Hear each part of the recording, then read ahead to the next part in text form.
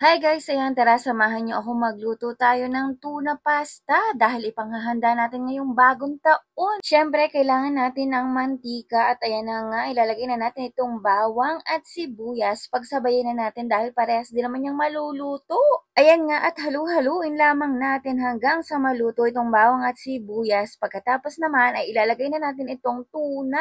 Siyempre, tuna pasta nga yung lulutuin natin kaya hindi mawawala itong tuna. Tapos nilagyan na din natin ng maliit na spicy tuna para may anghang. Durugin din natin itong laman ng tuna dahil merong malalaki at ayan, nilagyan na din natin ng mushroom. Siyempre, pag maraming mushroom, mas masarap. Hayaan nating maluto itong tuna at mushroom at siyempre, para mayroong pang pitik sa lasa, lagyan natin ng paminta. Masarap din talaga ang tuna pasta kapag medyo may anghang. Halu-haluin lamang natin hanggang sa maluto at dagdagan natin ng pampalasa. Ayan. Tansyahin lamang natin ang ating pampalasa at ayan nga, lalagyan na natin ng Nestle cream. O, diba? Yummy! At para mas lalong sumarap ay lagyan natin ng Eden cheese. Yan.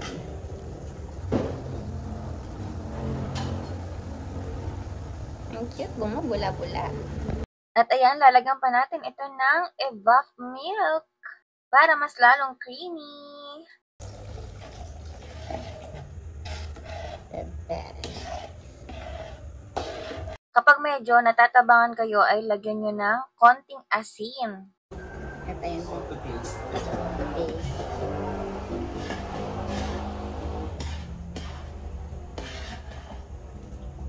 Creamy na po, creamy.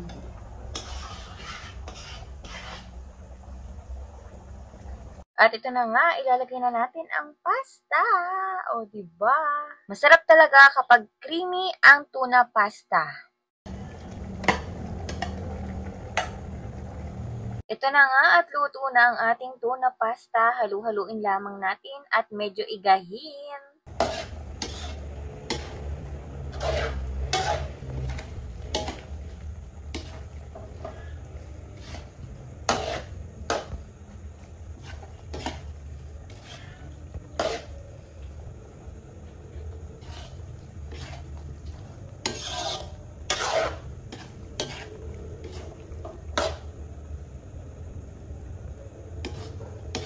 Kainan na!